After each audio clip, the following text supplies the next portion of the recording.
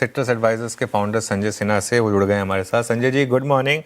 संजय जी, एक स्पेस को आप कई सालों से ट्रैक करते आ रहे हैं, आईटी, इसमें आज मल्टी ईयर लो लगा है इन्फोसिस, टीसीएस जैसे स्टॉक्स में, और एक सवाल अब लोग खड़ा कर रहे हैं कि क्या ये एग्जिस्टेंशियल क्राइसिस है? आप कैसे देख रहे हैं as an investor, buying opportunity या फिर यहाँ से बाहर निकलिए और दूर रहिए, क्या भी होगा?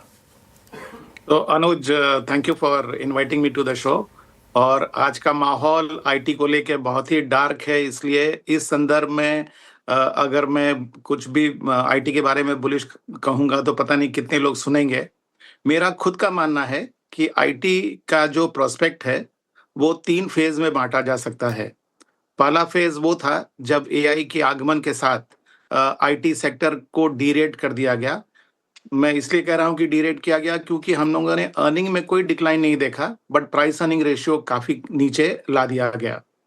अब हम सेकंड फेज में हैं, जहां हम ये रिकंसाइल कर रहे हैं कि क्या आईटी क्षेत्र जो है वो एआई के कारण डिवास्टेट हो जाएगा, या एआई भारतीय आईटी क्षेत्र के लिए कोई नया अपॉर्चुनिटी पैदा करेगा। इस कॉन्टेक्स्ट में एक्सेंचर का जिस तरह का आउटलुक आया, वो मैं समझता हूं कि ये सब इस अनिश्चितता को, अनसर्टेनिटी को बढ़ावा दे रहे हैं। बट ये सेकंड फेज, अनुज, मैं मानता हूं ये वो फेज है जहां पर हमें इस बात को ध्यान से देखना पड़ेगा कि क्या आईटी सेक्टर की कंपनीज के पैट प्रॉफिट जो हैं, क्या वो एआई के कारण कम हो रहे हैं? क्योंकि ये तो सर्वविदित है कि एआई के कारण जो टॉप लाइन है उस पे जरूर गिरावट आएगी, लेकिन मार्जिन एक्सपैंड करेंगे और आईटी क्षेत्र की जो प्रॉफिट्स हैं वो हो सकता है कि आगे जाकर सुधर जाएंगे। लेकिन जब तक उस पर क्लैरिटी नहीं आता है तब तक री रेट होने की संभावना नहीं है। तो ये जो कंसोलिडेशन का फेज है, गिरावट के बाद जो ये एक्सटेंडेड फेज है, इसमें इस तरह के अनाउंसमेंट के कारण उतार चढ़ाव आएगा। लेकिन जो तीसरा फेज है, मैं समझता हूं कि जब प्रॉफिट्स की ग्रोथ दिखेगी तब दोबारा इस सेक्टर की री रेटिंग होगी। हमें इस सेक्टर से विश्वास नहीं हटाना चाहिए। ठीक है, थोड़ा टाइम लगेगा लेकिन फिर भी विश्वास बना के रखें। आईटी स्पेस पर व्यू हो गए। संजय जी गुड मॉर्निंग, श्रेया बात कर रही हूँ सर। अच्छा, ये तो आईटी स्पेस की हमने चर्चा कर ली। ओवरऑल मार्केट पर आपसे पूछूं, आज बैंक निफ्टी में ज़्यादा कमज़ोरी है सर, जबकि शांति समझौता हो चुका है, हॉर्मुज़ के रास्ते खुल चुके हैं, इनफैक्ट जहाज आ रहे हैं, जा रहे हैं, तो ये अच्छी चीज़ है। फिर भी ब्रेंट 80 के आसपास जाता हुआ उसका एक इम्पैक्ट, तो ओवरऑल मार्केट पर क्या व्यू बन रहा है इस वक्त? देखिए, जो ईरान यूएस की कॉन्फ्लिक्ट है उसका रेजोल्यूशन एक बहुत बड़ा पॉजिटिव है सेंटिमेंटली मार्केट के लिए। और मेरे ख्याल से अगर आप मैक्रो इकोनॉमिक तौर पे देखेंगे तो जो रुपी के डिप्रिसिएशन का दौर खत्म हुआ और जिस तरह से फॉरेक्स रिजर्व बिल्ड होने की संभावना है, वो हमारे ख्याल से धीरे धीरे रुपी को दोबारा 92 या उसके भी बिलो लेवल्स तक ले जा सकती है। मेरे ख्याल से ये पोर्टफोलियो फ्लोज के लिए काफी अच्छा रहेगा।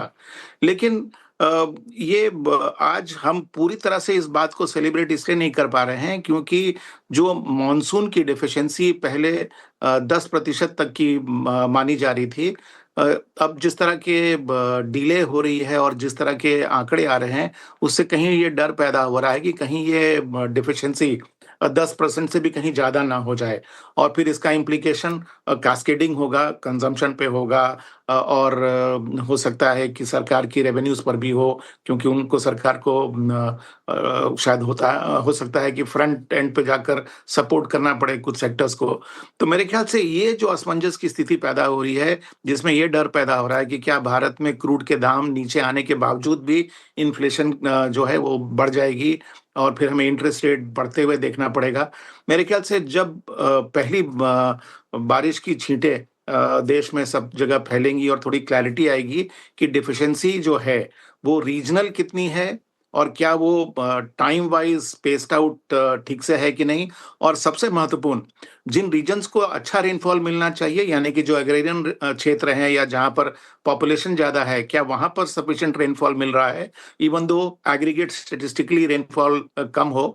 ये सबसे महत्वपूर्ण विषय रहेगा। तो चूंकि इसमें थोड़ा समय लगेगा, हमारे ख्याल से ये ओवरहैंग हमारे बाजार पर बना रहेगा।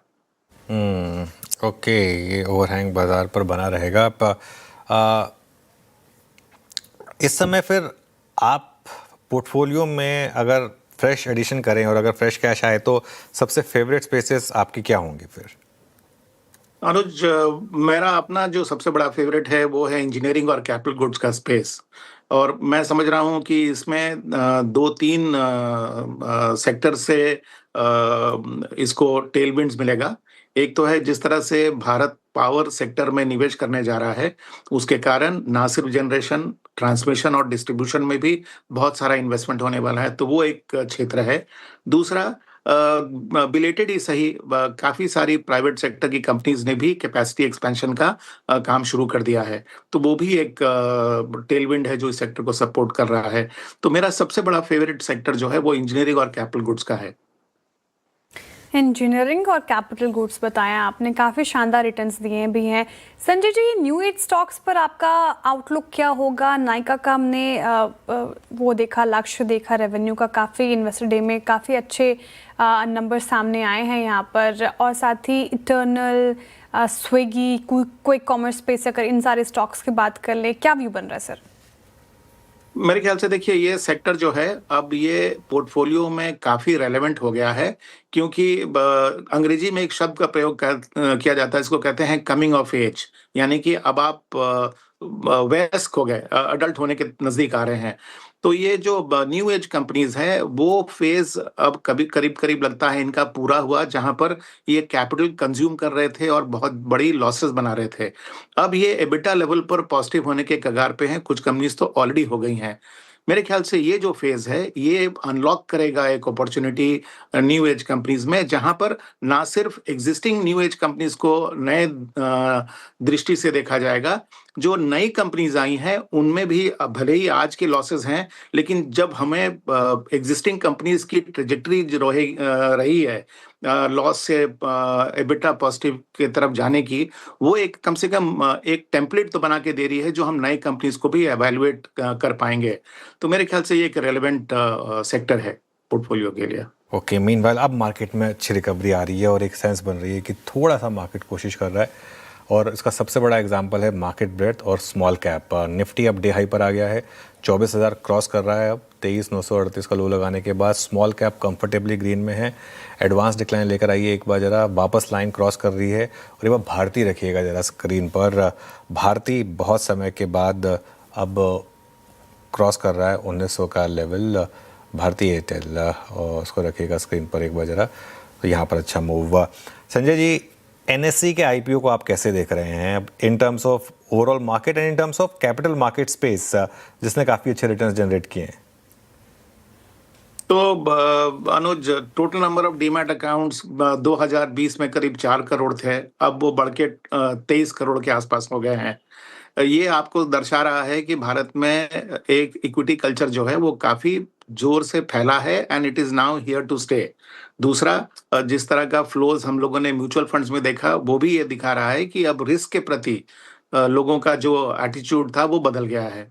मेरे ख्याल से कैपिटल मार्केट की अपॉर्चुनिटी जो है वो एक स्ट्रक्चरल अपॉर्चुनिटी है जो कि मल्टी ईयर प्ले करेगी। और इसमें चूंकि सिर्फ अभी हमारे पास दो ही मेजर प्लेयर्स थे, एमसीएक्स और बीएससी, जो कि अलग अलग सेगमेंट में पार्टिसिपेट कर रहे थे, सबसे बड़े प्लेयर का इसमें आना मेरे ख्याल से इस सेक्टर में और भी डेप्थ पैदा करेगा और रिलेटिव वैल्यूएशन को भी एस्टैब्लिश करने में हमें अब सुविधा होगी। ओके, संजय जी, एक आखिरी सवाल मेरी तरफ से। हॉस्पिटल स्टॉक्स ने समय समय पर बाजार को मजबूती दी है, आप लोग का हाउस व्यू क्या बन रहा है pharma, hospitals, health care spaces को लेकर?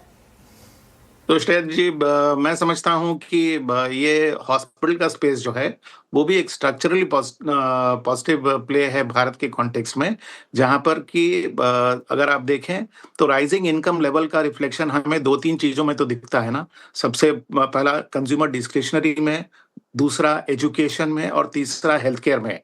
प्राइवेट सेक्टर हॉस्पिटल जिस तरह से अपनी बेड की कैपेसिटी इंप्रूव कर रहे हैं, और एग्जिस्टिंग हॉस्पिटल जिस तरह से अवेलेबल रेवेन्यू पर ऑपरेटिंग बेड में उन्नति देख रहे हैं, वो अगर इन्फ्लेशन के दर से अगर आगे बढ़ती है तो भी अपने आप में एक अच्छा अपॉर्चुनिटी पैदा करता है। सो समय समय पे ये जो बाजार की रियलिटी है, ओवर वैल्यूएशन होगा, फिर थोड़ा समय कंसोलिडेशन का होगा, फिर उसके बाद दोबारा रीइवैल्यूएट करेगा मार्केट।